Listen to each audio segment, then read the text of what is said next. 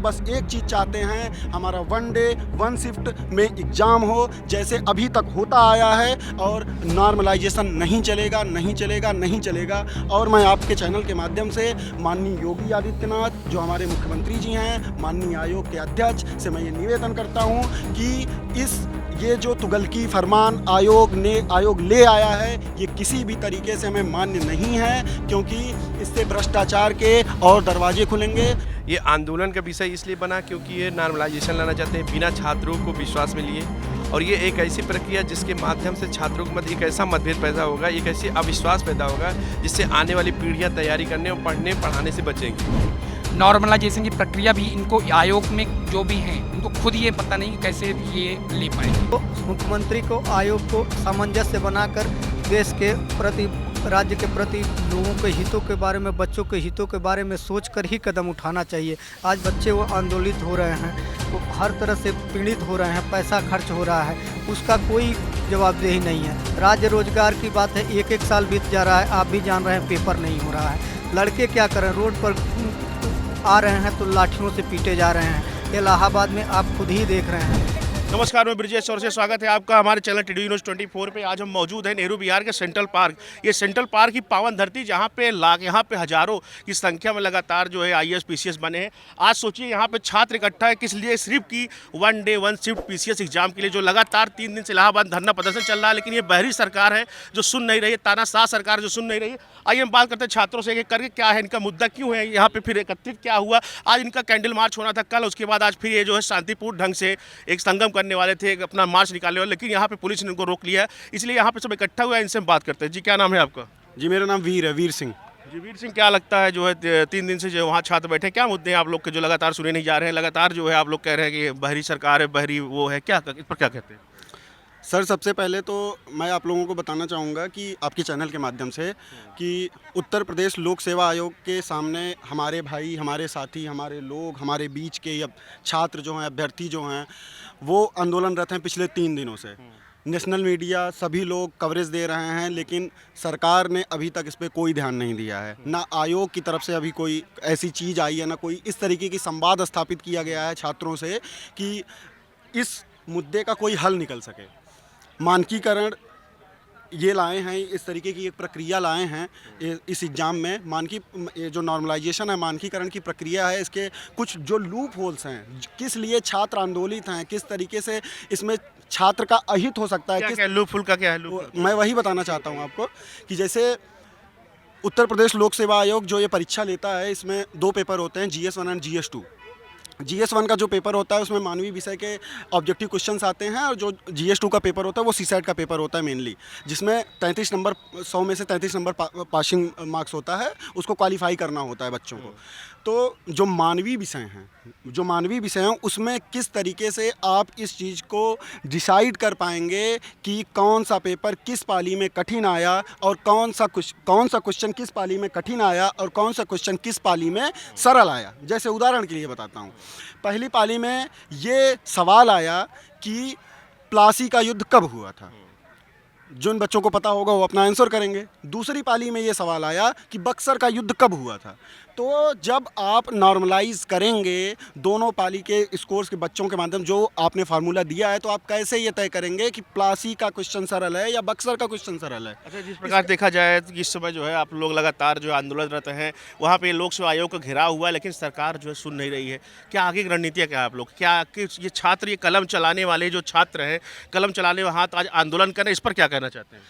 Sir, हम छात्र हैं, हम अपनी मांग को लोक सेवा आयोग के सामने बहुत ही शांतिपूर्ण तरीके से हमारे भाई रख रहे हैं। जो जहाँ पे जिस तरीके से जिस स्थिति में है, जैसे हम लोग अभी मुखर्जी नगर यहाँ नेहरू विहार सेंट्रल पार्क में हैं, हम लोग सोशल मीडिया के माध्यम से, ट्विटर के माध्यम से सरकार तक अपनी बात पहुंचाने का प्रयास कर रहे हैं, कह रहे हैं, लेकिन सरकार ने अभी तक कोई इस पे कोई निर्णय नहीं लिया है, कोई बात नहीं आई है। हमारे बीच के लोग जो हैं, वो जो उच्च अधिकारी हैं, मंत्री हैं, उनके पास जा रहे हैं, अपनी चीज़ें बता रहे हैं, लेकिन अभी तक कुछ ऐसा क्रक्स निर्णय नहीं आया है कि जिससे छात्रों को लगे कि हाँ सरकार हमारी बात सुन रही है, वो इस मानकीकरण की प्रक्रिया को हटाएगी। क्योंकि हम बस एक चीज़ चाहते हैं, हमारा 1 डे 1 शिफ्ट में एग्ज़ाम हो जैसे अभी तक होता आया है, और नॉर्मलाइजेशन नहीं चलेगा, नहीं चलेगा, नहीं चलेगा। और मैं आपके चैनल के माध्यम से माननीय योगी आदित्यनाथ जो हमारे मुख्यमंत्री जी हैं, माननीय आयोग के अध्यक्ष से मैं ये निवेदन करता हूँ कि ये जो तुगलकी फरमान आयोग ले आया है, ये किसी भी तरीके से हमें मान्य नहीं है। क्योंकि इससे भ्रष्टाचार के और दरवाजे खुलेंगे, और जो छात्रों से रिलेटेड जो चीज़ें हैं वो उनको एक ऐसी दिशा में, एक ऐसी अंतहीन सड़क की तरफ ले जाएगी जिसका कोई उपाय नहीं है, जिसका कोई उपाय नहीं। देखिए छात्र हैं, ये छात्रों से हमारी बात हो रही है, और ये छात्र जो कलम चलाने वाले छात्र आज जो है आंदोलन में हैं और लगातार इलाहाबाद से जुड़ रहे हैं। लगातार देखिए नेहरू विहार में, मुखर्जी नगर में इस समय हम खड़े हैं सेंट्रल पार्क में। और सेंट्रल पार्क में जी बताइए क्या आप क्या कुछ कह रहे थे? सर मैं 2 पॉइंट और कहना चाहता हूँ कि कल एक मैं न्यूज़ चैनल देख रहा था, वहाँ पे पूर्वांचल के उत्तर प्रदेश के, मान लीजिए अपने आप को बहुत बड़ा नेता मानते हैं, उत्तर प्रदेश सरकार में अभी मंत्री हैं माननीय ओम प्रकाश राजभर जी, वो अपने आप को बहुत बड़ा नेता मानते हैं। नेतागिरी नहीं, आप अपनी बात मैं उनकी एक बात, उन्होंने कहा कि जो छात्र उत्तर प्रदेश के लोक सेवा आयोग के सामने आंदोलनरत हैं वो किसी एक विशेष पार्टी से संबद्ध हैं, उनको फंडिंग हो रही है, ये हो रहा है, वो हो रहा है। तो मैं माननीय जी से बहुत विनम्रता से कहना चाहता हूँ, अगर आपको इतना मतलब इस स्तर पे आप संवेदनहीन हो गए हैं कि अगर आपको इतना संवेदना होती बच्चों से, तो आप एक बार स्थल पे आइए, देखिए किस तरीके के बच्चे वहाँ पे बैठे हुए हैं। सब मध्यम वर्गीय परिवार और निम्न मध्यम वर्गीय परिवार के बच्चे हैं जो अपने सपने लेके इलाहाबाद और दिल्ली में आते हैं। यहाँ नेहरू विहार की स्थिति है कि एक बच्चा औसतन 10,000 रुपये खर्च करता है यहाँ पे, और मध्यम वर्गीय परिवार और निम्न मध्यम वर्गीय परिवार के लोगों के लिए, हमारे परिवारों के लिए 10,000 रुपये भेजना महीने की कितनी बड़ी स्थिति होती है, कोई नहीं समझ पाएगा। वो तो मंत्री हैं। साल भर एग्जाम नहीं होता, आप लोग कितना बर्डन जा रहे हैं? सर पूरा सेशन खत्म हो गया, एग्जाम तो छोड़िए, मैं आपको छात्रों की मानसिक स्थिति की बात बताता हूँ। इस तरीके का फ्रस्ट्रेशन है बच्चों में। मानसिक स्थिति ये है कि बच्चा दिन भर लाइब्रेरी में पढ़ के, कोचिंग से, क्लासेस से, किताबों में घुसे रहने के बाद जब शाम को रात में 12 बजे, 1 बजे, 2 बजे अपने कमरे पे जा रहा है तो उसको अपने बिस्तर पे नींद नहीं आ रही। आज की स्थिति ये है। पूरा सेशन 0 हो गया, पूरे साल पेपर नहीं हुआ। कौन देगा जवाब? आयोग देगा, सरकार देगी, कौन देगा? नहीं, आइए हम और छात्रों जुड़ते हैं, और भी छात्र यहाँ पे मौजूद हैं। इन्होंने कहा कि बहुत सही, एक छात्र यहाँ पे मिनिमम जो है 10,000 से 15,000 रुपये मंथली खर्च करता है, और लगभग जितने भी यहाँ छात्र हैं सब लगभग किसान हैं। आइए और लोग से हम जुड़ते हैं, बात करते हैं, देखते हैं। देखिए इधर कुछ छात्र हैं, आइए इनसे हम बात करते हैं। ये बताइए, आपको आज जो है ये कलम चलाने वाले हाथ आज जो आंदोलनरत है, क्या सोचते हैं? क्या ये बहरी सरकार है? इस पर क्या कहते हैं? सरकार बहरी है या महंगाई के ही ये विषय है। एक सरकार को जानने का, समझने को, वो सोचे समझे कि पूरे प्रदेश में जिले जिले में क्यों छात्र आंदोलनरत हैं।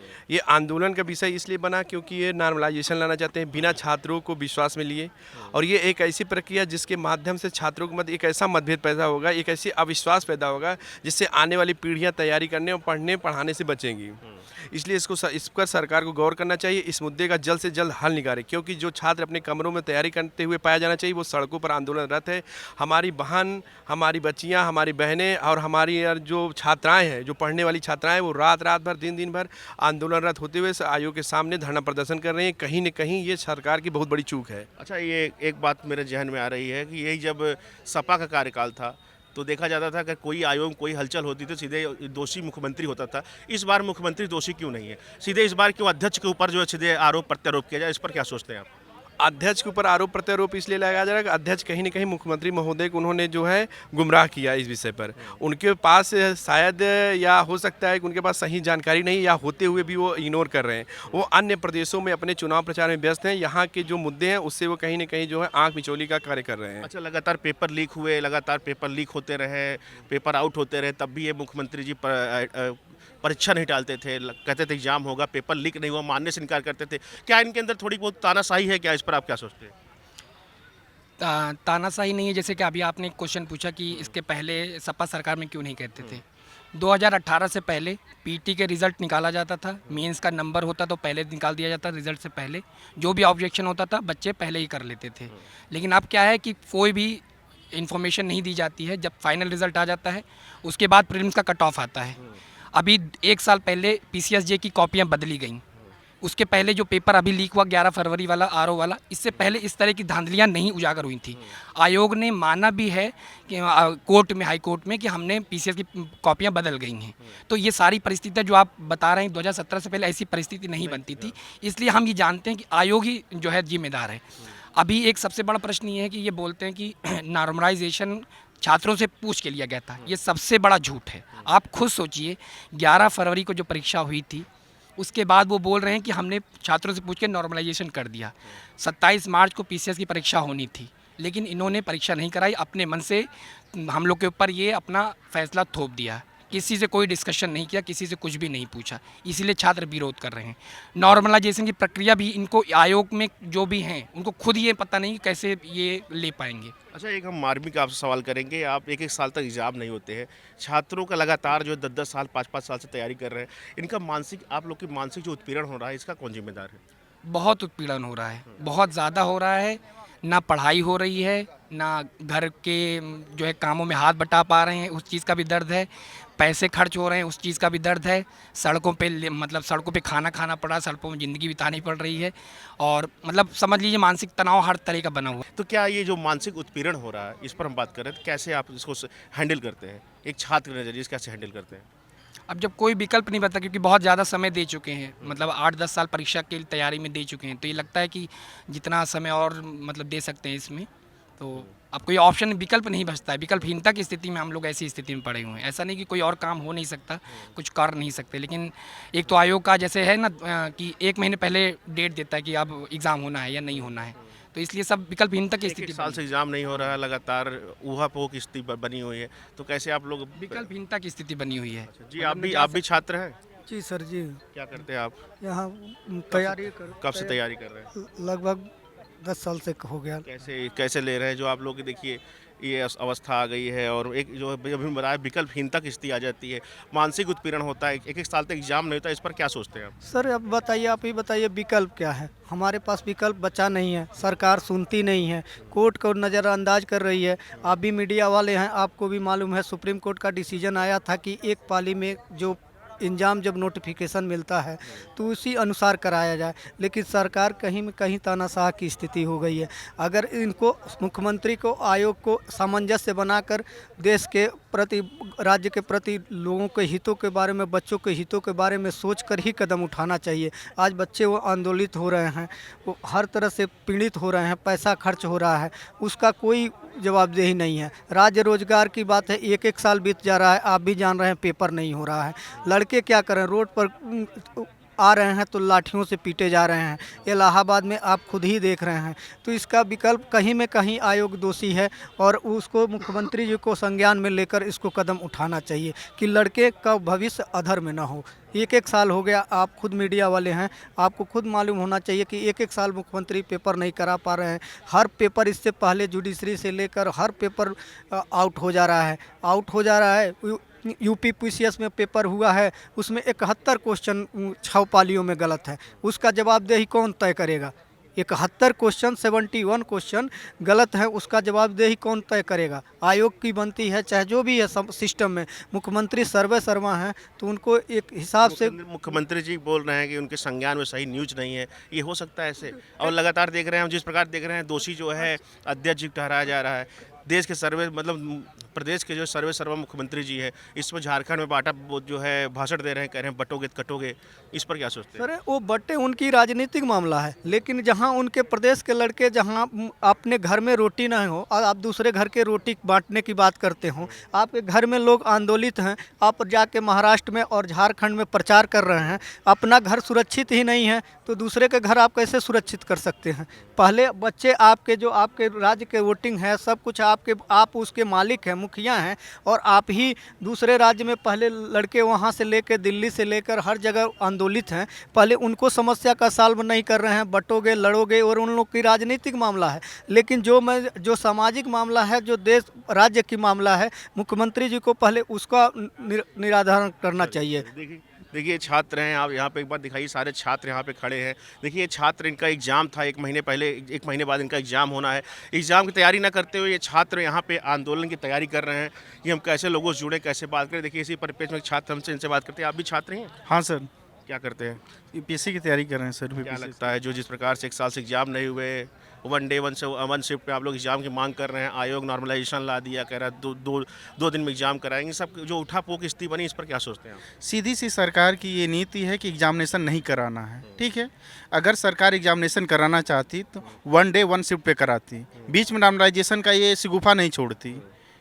मान लीजिए कि अगर सुप्रीम कोर्ट का भी वर्डिक्ट आया है कि आप जो भी नोटिफिकेशन है उसी समय जितना मेंशन है आप कर दीजिए, आप बीच से परिवर्तन कैसे कर सकते हैं?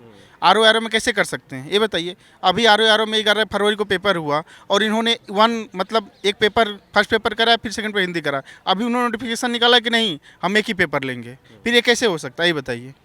ये नहीं हो सकता ना, तो इनको ऐसा नहीं करना चाहिए।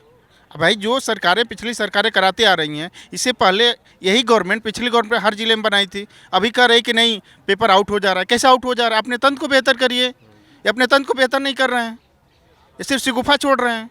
शिगुफा छोड़ने से नहीं होगा ना। अब ये बताइए मुख्यमंत्री को संज्ञान नहीं है, कोई भी बड़ा न्यूज आंदोलन हो रहा है, अभी 20,000 छात्र हैं।